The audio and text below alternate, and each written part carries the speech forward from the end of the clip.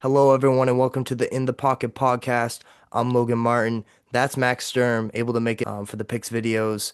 I don't know, what is it, 2 weeks in a row you haven't been here? Maybe even three? It might even be more than that just because I've been so busy at work on Thursdays. So making Wednesday available was good. Unfortunately, the one, the only Xander Cook could not be here tonight, which Yeah. stinks. But Yeah, so right now, if you're following our Picks videos, if you're choosing winners, you want to be following me right now. I'm 112. I have 112 wins, 51 losses, and a tie. That's pretty solid. And Max is not too far behind me. He has 105 wins, 58 losses, and a tie. He is 7 games behind me in that. But if you want to pick the spread, man, you listen to Max Sturm. We talked about it over and over how hard it is just to get 500 on the spread. Well, ladies and gentlemen, Max Sturm is 500 on the spread. He is 74 and 74 right now. I'm second, 4 games behind at 70 and 78. I had a pretty rough week last night on the spread, did not help me at all. But yeah, Max a little healthy lead with the spread. I got a healthy lead with the pick'em videos. Maybe we still see the opposite this week. Who knows? Because the NFL has been crazy this season, oh especially man. last week. What do you got to say about that, Max? Yeah, I mean, it's been impossible to pick money line for me this year. And I say that with my record still being pretty good, only 7 games behind. But I started off 0-4 last week with the Thursday games and the Black Friday game. I was terrible.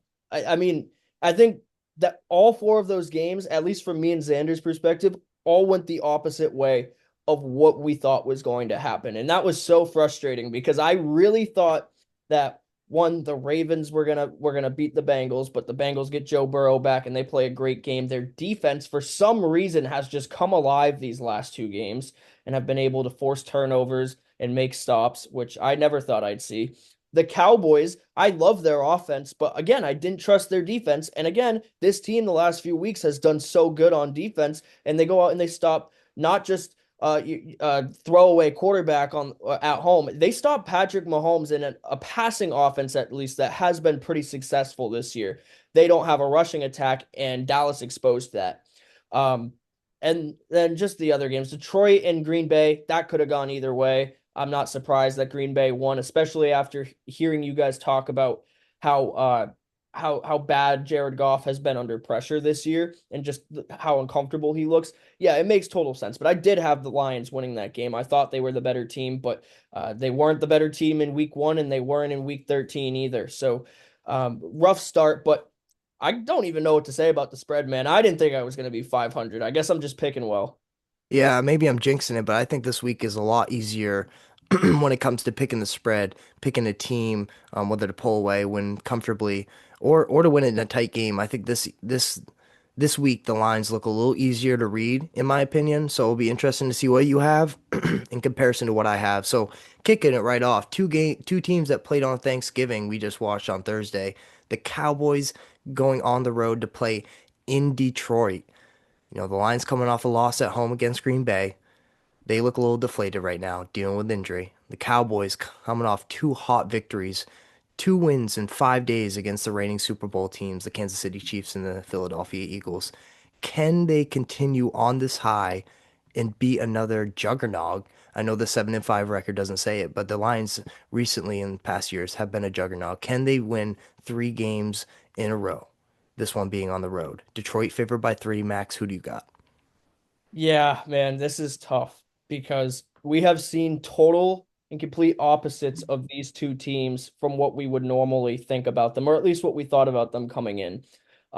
Cowboys offense, I never had doubts about the Cowboys offense. Dak Prescott, we were like, is he going to come back from injury? Okay. Turns out he came back just fine from injury. The wide receivers are doing what they do. CeeDee Lamb, obviously, fantastic, number one wide receiver. They bring in George Pickens, and the guy has been almost if not equally as reliable and valuable to that team as CeeDee Lamb has been. And then you look at the Lions, and as soon as they face good defensive fronts, they get uncomfortable. Jared Goff is turning the ball over or getting sacked, not able to make the correct read. And I just think that, man, this is really, really a tough one because I don't think that Dallas's defense is great. I still don't think it's great after what they've done these last few weeks. I don't think that they have the strongest defensive front, but Can they do enough to give Dak Prescott chances to win this game? I honestly think they can. And this is going to be I don't even know if I'd call it an upset, but this is going to be one of my upsets this week. I've got the Cowboys beating the Lions in a shootout 37-34. Wow. You got it pretty close in the shootout, and you got a reverse spread, so you got Dallas winning by 3. I respect it. And you look at the injuries, the Cowboys. They don't have Trevon Diggs, obviously. He's still dealing with that shower incident, whatever the hell happened at home. Tyler Guyton out with an ankle injury. That's a big one. This, I talked about it in the preseason. I was right about the Cowboys O line, man.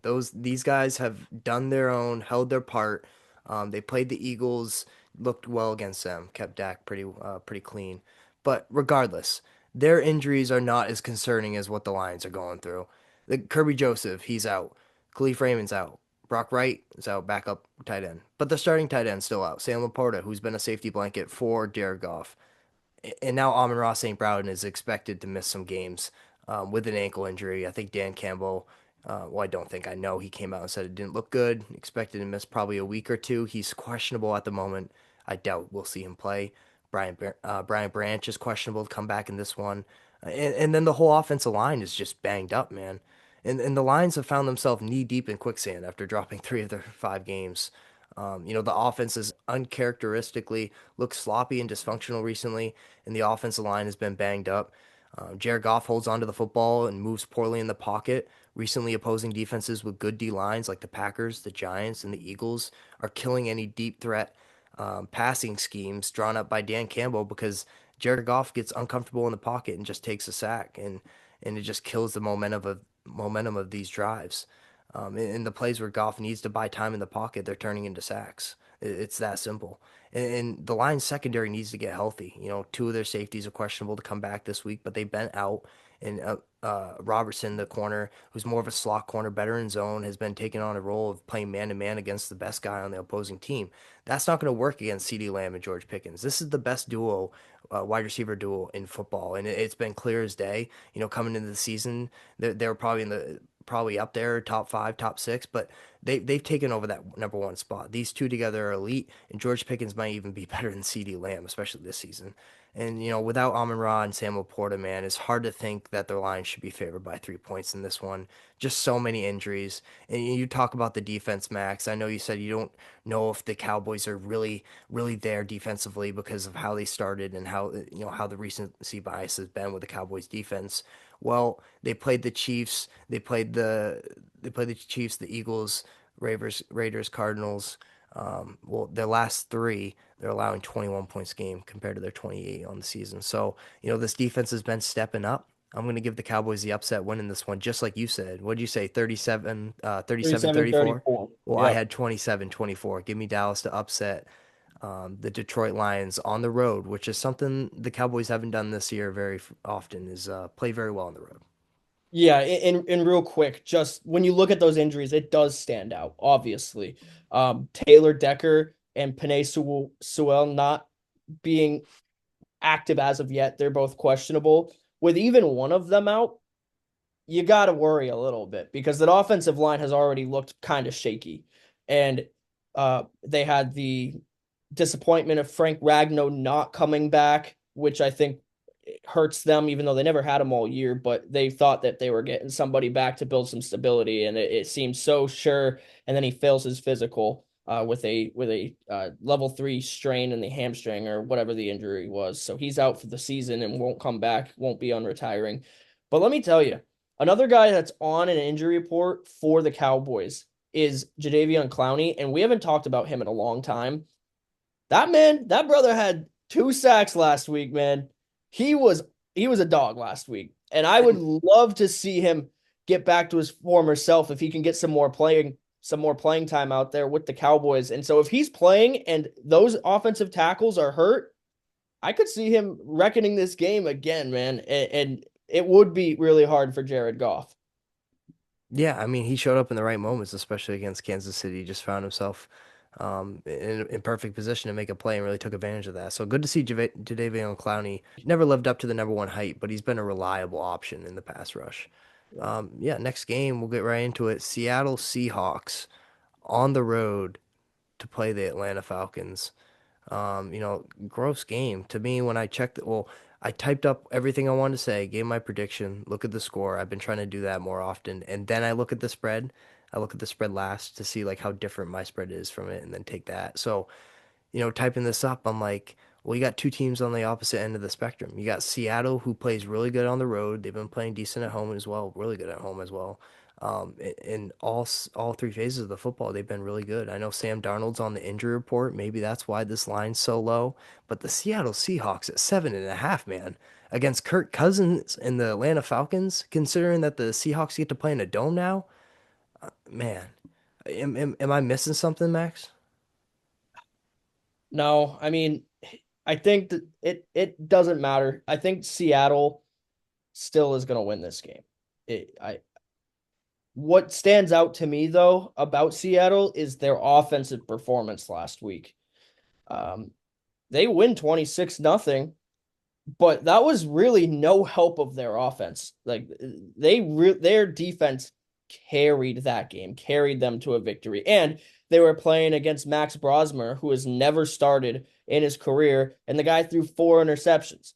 Sam Darnold threw for 128, was 14 of 26, and didn't throw a touchdown. JSN, who we've been talking about being the best wide receiver in the league, put up a whopping 23 yards on two catches last week. Um, I mean, the offense has to be better this week. That Atlanta defense, we've been up and down on them all year, but I think they are the more consistent side of the ball for Atlanta. And when they face offenses with high power, such as the Buffalo Bills, they step up. That defensive line is quick to get off the ball, and they might not stop the run very well, but their pass defense is really good, led by AJ Terrell and some of those other corners and linebacking core back there. So to me, I really think that this is Seattle's game to lose. Will Kirk Cousins have a Kirk Cousins moment? I don't know. We haven't seen it in so long. He hasn't played a ton this year, and when he has, he hasn't looked fantastic. He did get the win last week, but um, I mean, do you want me to give a score, or have you given yours yet? Yeah, go ahead. I'll get mine shortly after. I think you already heard my point though. Yeah, I've got Seattle winning this. I don't think it's going to be a super high scoring game, especially depending on how healthy Sam Darnold actually is. Um, so give me 24-14. I think I'm comfortable with that. 24-14. So you have the 7.5 point cover. Yep. I mean, we're on the same side of that. The Falcons just have a lot of issues, and I think it's like deflating inside the organization to know you just lost your first round rookie, not rookie, first round young quarterback to a season-ending knee injury. That's his fifth season-ending injury in his last 8 years. So now his future's in a toss-up. And not only that, you don't have the first round pick in this year's draft, and your season's already over. Like that's got to be deflating. I mean, now Raheem Morris is in a tough position. He traded away that pick for a quarterback that really hasn't panned out. And you could question whether it's Michael Penix, but you could also question whether it's the offensive coordinator and Zach Robinson and what he's been able to do with the offense. I think it's a little bit of both. So I just think the Falcons are deflated right now. Give me the Seattle Seahawks to win and cover this game. They win 29-17, cover the 7.5 point spread. But if Drake London's expected to come out, he's missed the last two games. He's questionable. I think that would be a big help if he's back. But to be honest, he's not Kirk Cousins' favorite target though when he's in. Yeah, in the Atlanta Falcons, there's been a lot of bad decisions from front offices in football. I think I don't want to give up on Michael Penix yet because we have seen the flashes from him, but I think that we might be seeing one of the biggest mistakes of the last decade in football play out with the Falcons spending all that money on Kirk Cousins and then also drafting Michael Penix. You sign a guy who was coming off of an Achilles injury at his age and expect him to come in and perform, and you draft a guy at first round to be under him, and you do it under Kirk Cousins knows. Like you don't tell him that you guys are doing that. So instantly he feels kind of betrayed and he's very confused about why that decision was made. But then after just what was it, 13 games that Kirk Cousins started last year, you toss him out the window and put Penix in, who has not had a full year to develop, which a lot of guys don't get that chance. But it's so common in the NFL to have a rookie quarterback learn under somebody who's been a veteran. And a lot of the time, those guys become more successful in the NFL. And you put this guy in and really put him in a bad situation because the offense right now is not great. You hoped that you could make some bigger changes for the offense going into year 2 of Michael Penix. And there really wasn't a ton that they did on the offensive side of the ball to help him. And then not only that, you've got another guy in Kirk Cousins who's still there, doesn't want to be there, and I'm not sure how much he's helping Michael Penix right now. But I can't imagine the relationship is I wouldn't say unhealthy, but I can't imagine that it's the healthiest, most thriving relationship, like, oh, I'm going to help you every step of the way type of deal. No, I 100% agree. And I think you're spot on with the analysis of the organization for the Atlanta Falcons and how they've handled some of these decisions in the last couple of years. Definitely the kind of decisions that will make you have to tear everything down and have to rebuild. Uh, Unfortunately, you have a generational talent of Bijan Robinson on the team, and you don't want to see talent like that get wasted. It'll be interesting to see if his future still stays in Atlanta through all of this if they end up going with a rebuild, which I think is in the near future.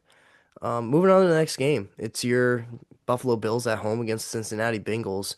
If I'm a Bills fan, I'm not really comfortable with this game. You know, from my perspective, Joe Burrow, I think he rushed his way back, and against my point, he looked really well, really good. I mean, he didn't throw for Joe Burrow numbers, but like, what do you expect a man to come back from a serious turf toe injury like that? Like, turf toe is usually week to week, you miss a week or two, but when you're missing 3, 4, 5, 6, 7 weeks with a turf toe injury, that's serious. So to see him come back, look pretty good. The Bengals kept him clean. I'll give him credit against the Ravens pass rush, which isn't much to say, but they've been spotty. There have been times where the Ravens rush has looked good. But you know the Bengals, if T Higgins can come back this week, will be the healthiest they've been in a long time.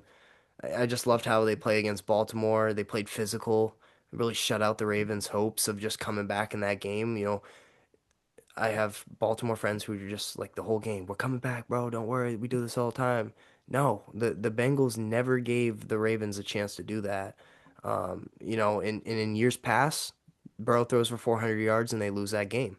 So that was impressive to see the Bengals pull that off and play a little differently than they have with Joe Burrow in the past, but they kind of had to with his injury. But anyway, look for Joe Burrow to take a step in the right direction how he performs because the Bills pass rush will not have Joey Bosa, who's dealing with the injury with his hamstring. Yeah, not Um, sure he's been ruled out yet, but he is. I think McDermott said in the presser that it's not looking good.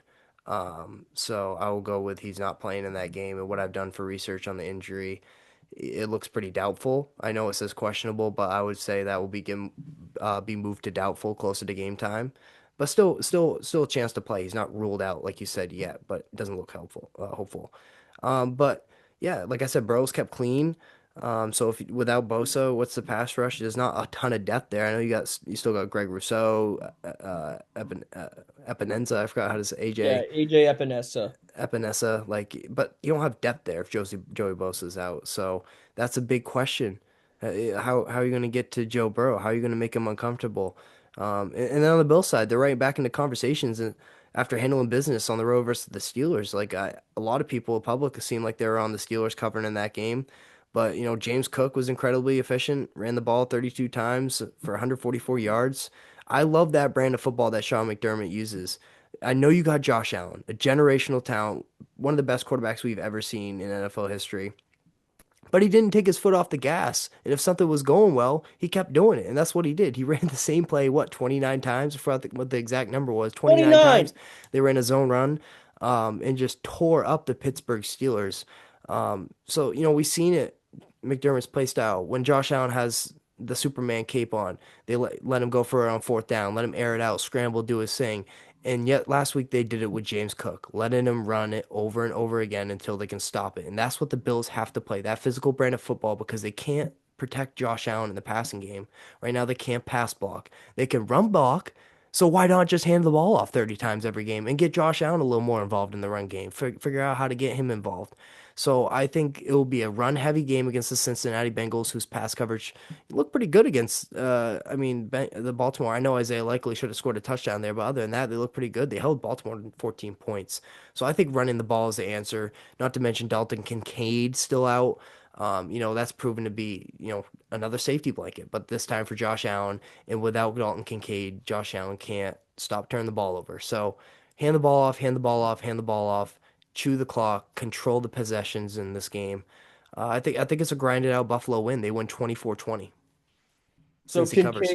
Kincaid on the injury report was listed as questionable today, and he was limited in practice, which is better than last week. He was not practicing at all last week, so still a chance that he plays. Did Uh, I say he was out?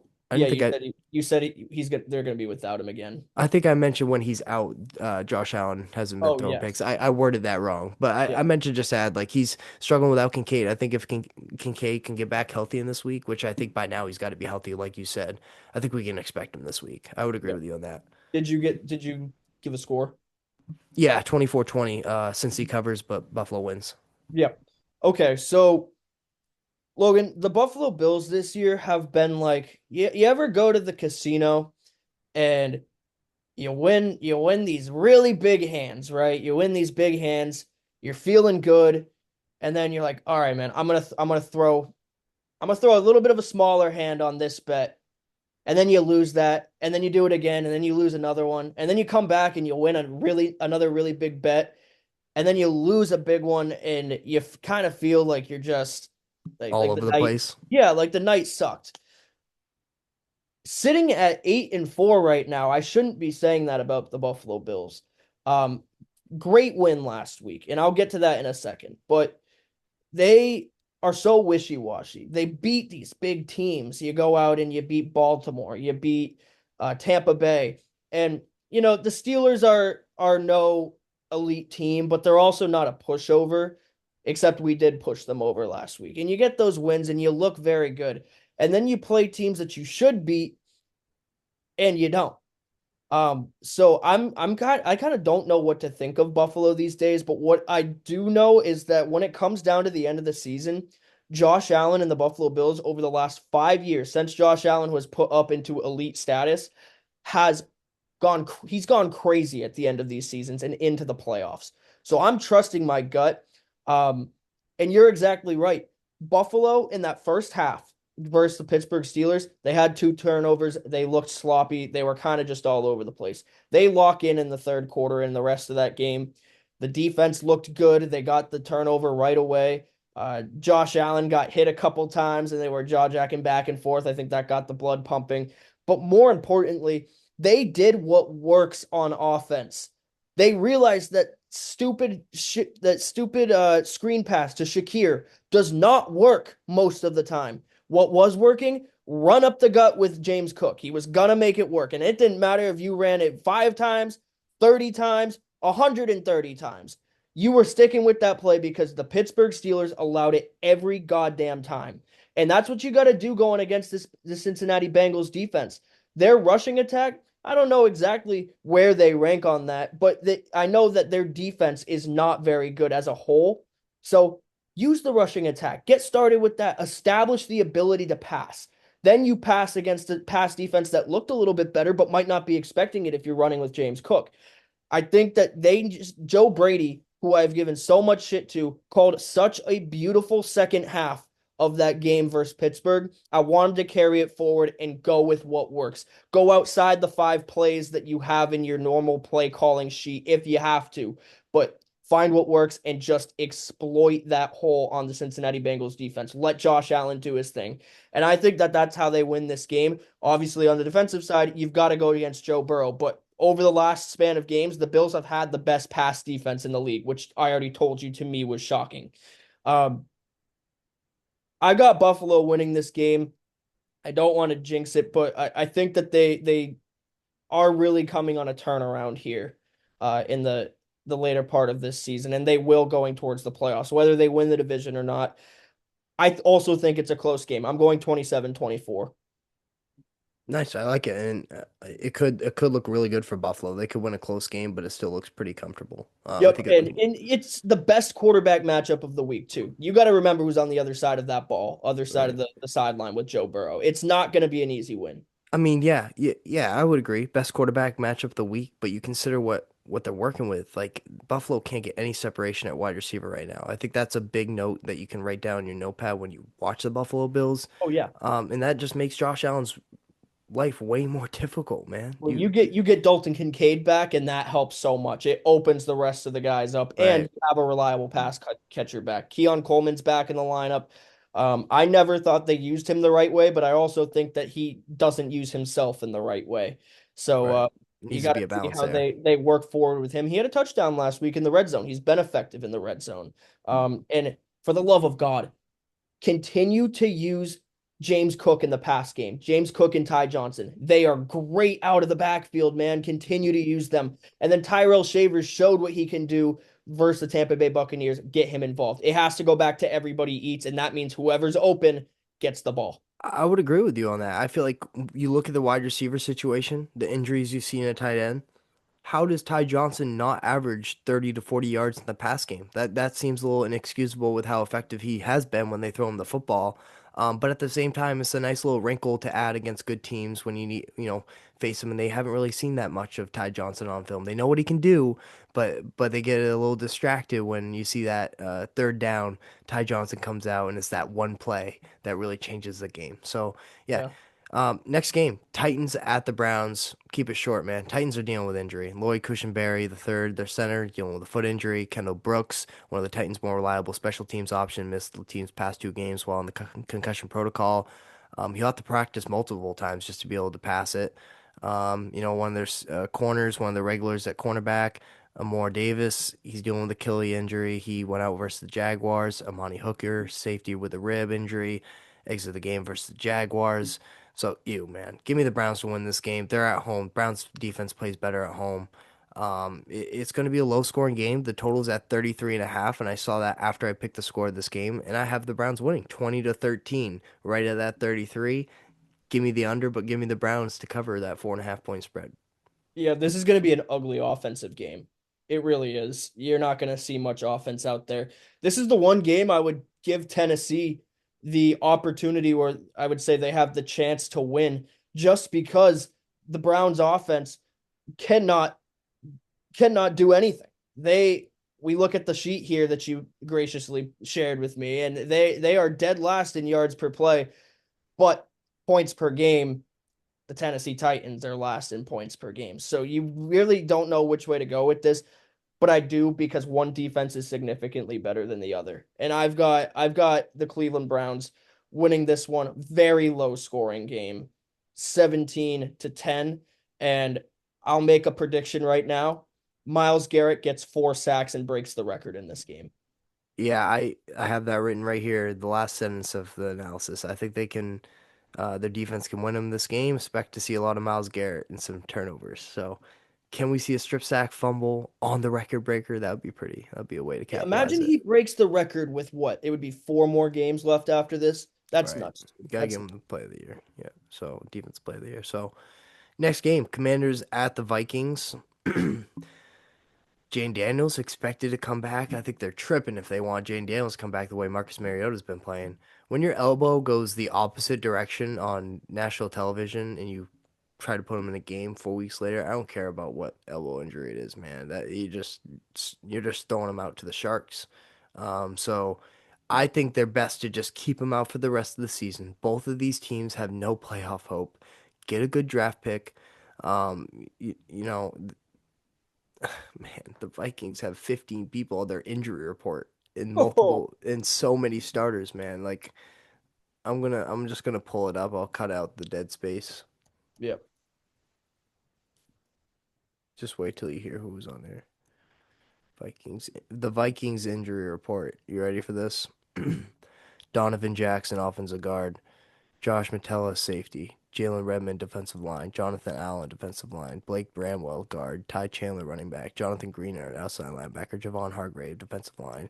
Aaron Jones, running back. Ryan Kelly, their center. Harrison Smith, their safety. Theo Jackson, their other safety. Christian Darrisaw, their starting tackle. And J.J. McCarthy. You're telling me that they are favored by 2.5 points with Max Brosmer, who just quite possibly made one of the worst plays in NFL history since Will Levis did whatever he did the year prior. But they literally battled for worst play in NFL history after that throw. So I and they're gonna have to put him out there. JJ McCarthy, I don't think he's gonna come back. He's probably packed up for the season. I don't know what the hell's going on with them. I don't know what's going on with the Vikings either. You know, look for the Vikings to pound the rock with whoever's available. That's what I say. Jane Daniels, again, terrible decision if he trots out in the field. Marcus Mariota has been very serviceable. The Commanders look great coming off that bye week and playing against the top five team with an opportunity to win the game on a 2 point conversion against the Broncos. So yeah, I mean, you got one team that's looking really good in one game, and you got one team that's looking really bad in the last four. So, I mean, Washington had that bye week. It was much needed. They got a little healthier. They played a lot better because of it. So, I think they carry that momentum. They win this game 23-19 on the road, cover the 2.5 point spread, and win on the money line as underdogs. Yeah, Washington, you're a 3-9 football team playing a 4-8 football team, and you're gonna trot Jaden Daniels back out on that field. You are asking for him to get hurt again. You are. Um, I honestly can't believe that that's what they're gonna do. Like you said, Marcus Mariota has been serviceable, and look what he almost did last week, or really what he did do last week against the Denver Broncos. You never expected that to be a close game, and look what they did. They took him to overtime and came one Nick Bonito block short of winning that football game.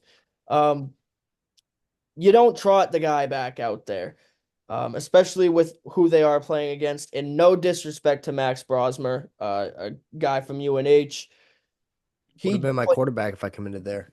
Yeah, he played terrible, man. He played terrible, and they're gonna be forced to trot him back out there again, and just let this be the battle of backups this week, man. Like, finish your season, cut your losses, and get ready for next season with a fully healthy Jaden Daniels, and get ready. On the Minnesota side of things, yeah, it's surprising after last year what's happened. It just shows that Sam Darnold was as good as he proved to be last year. Obviously, the playoff section of their season last year is something up for discussion, and we'll see how that works with Seattle this year and how they face that kind of pressure.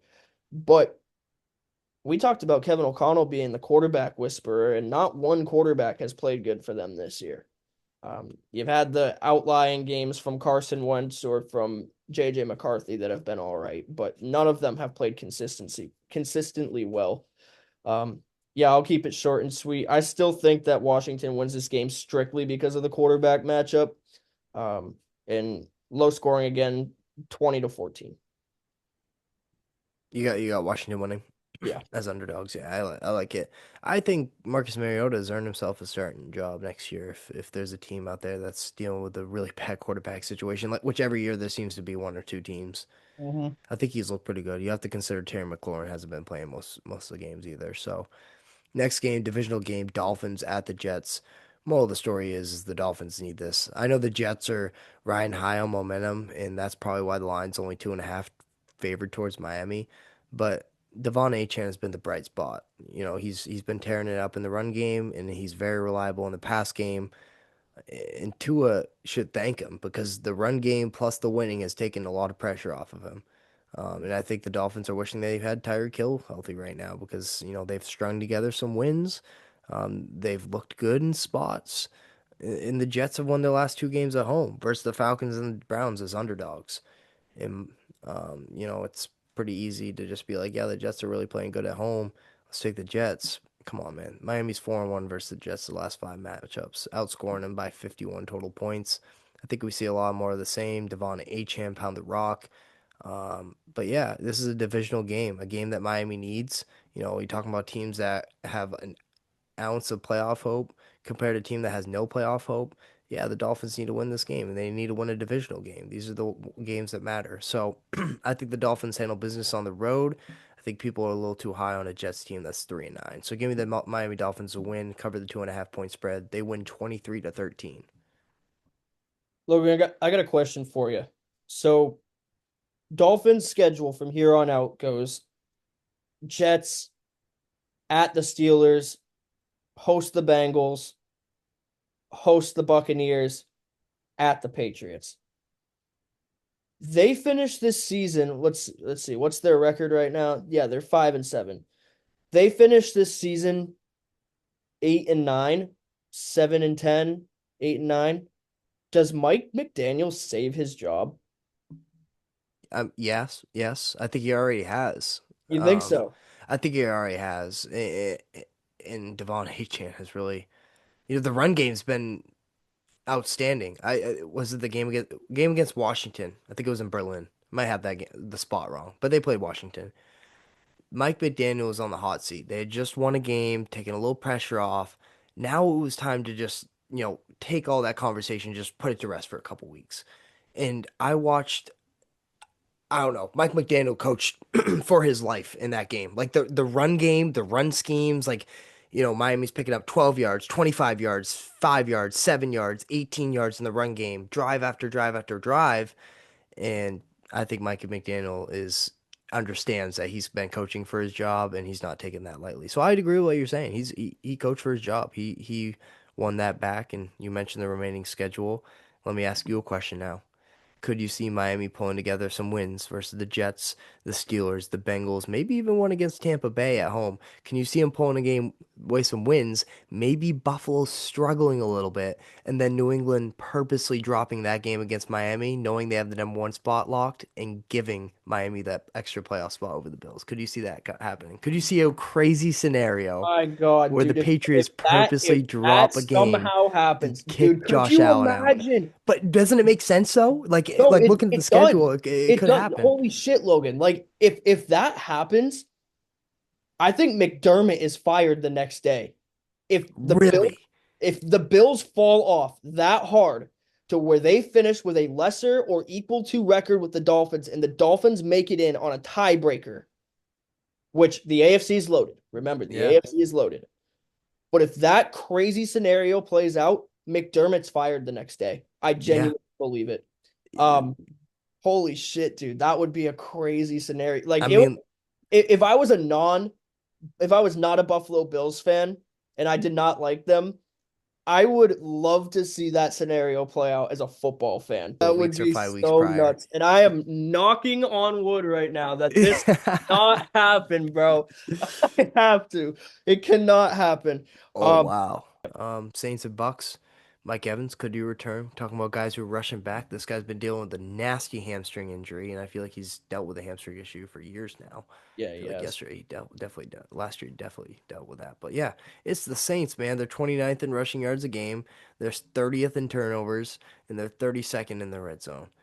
But the Bucks are not the same. Baker's playing injured every week because that's their only shot at winning at this point. If he doesn't play, they're not going to win. And I just mentioned Evans. He might force himself back.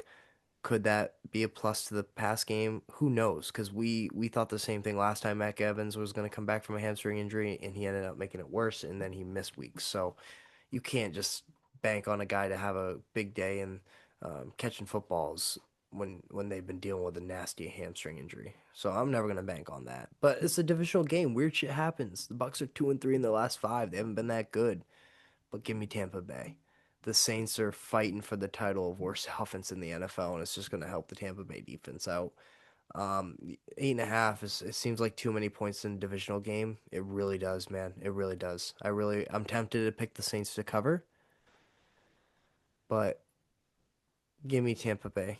Um, just give me them. I think the Saints defense can do enough to limit Baker Mayfield.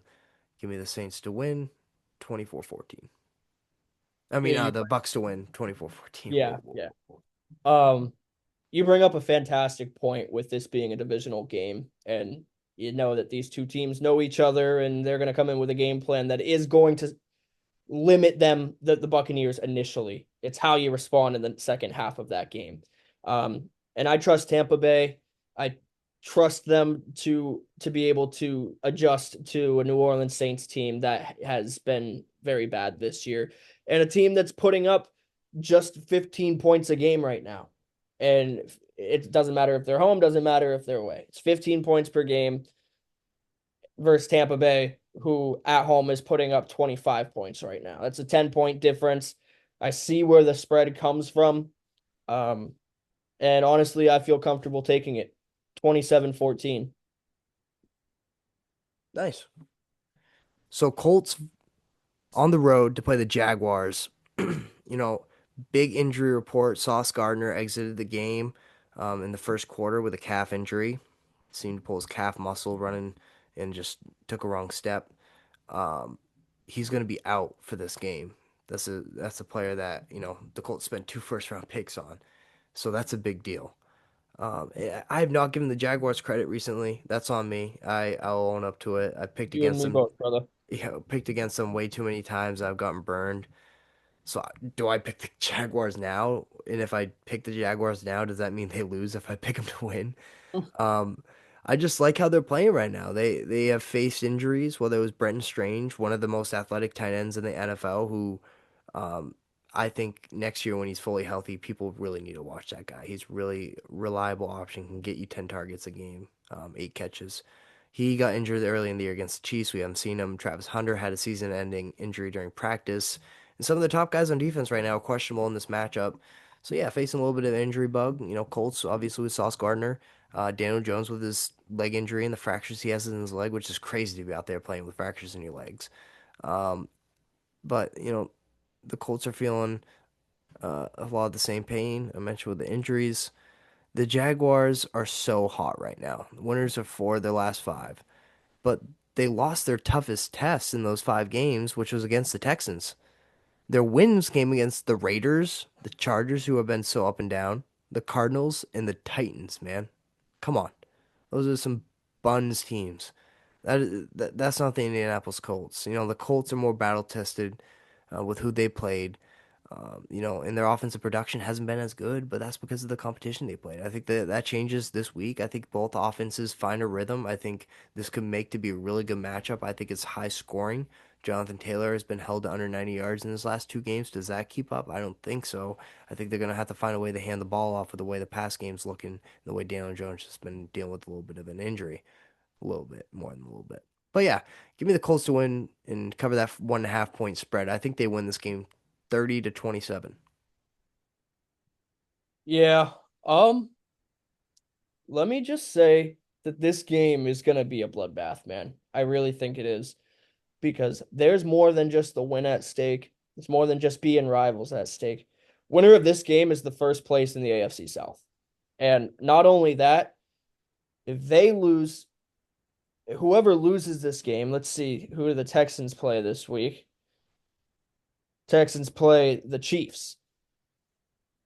If the Texans find a way to beat the Chiefs, and let's say Indianapolis ends up losing this game, man, it's gonna be quite the awakening for the Colts, who would then be 8-5. The Texans would be 8-5, and you could be in third place depending on how things match up. It's there's a lot at stake in this game. The Colts coming off of 2 straight losses. How do they bounce back? And they've got to do it in an all important game. And I think they do. I think you get Jonathan Taylor involved. We mentioned the injuries to that defense for the Jacksonville Jaguars. You get Jonathan Taylor involved. You make the easy reads of your Daniel Jones. You're not forcing the ball like you have in the second half of that Chiefs game and then last week. You make the smart plays. And I honestly think that's the blueprint to winning this game. Get the run game going, take the easy throws, and go out there and give Trevor Lawrence hell. That's how you win this game. And I think they do. It is going to be extremely close. And for that reason, I'm just gonna make it fun. I'm gonna say it's 24-23, Indianapolis. Wow. Yep. I'm I gonna. feel like this is the division where those games happen, those 1 point victories. Yeah, it is, dude. It literally is. It is. I can't give you the stat off the top of my head. I can't tell you what game, but I just feel like watching these games in this division, 1 point game. Yeah. The final game of our 1 p.m. slate to cap it off, we got the Pittsburgh Steelers on the road to play the Baltimore Ravens. Okay, AFC matchup, divisional matchup.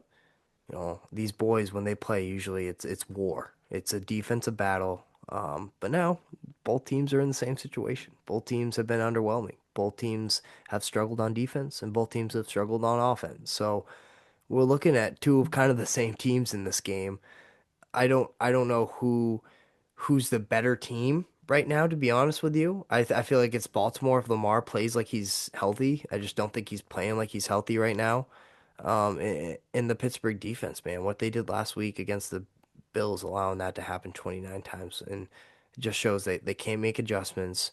They're not physical enough on defense. They're not in the right place, and they're not getting the right shit called. So for that reason, man, I think Baltimore wins this game at home. Give me the Baltimore Ravens to win the ugly one, 20-17.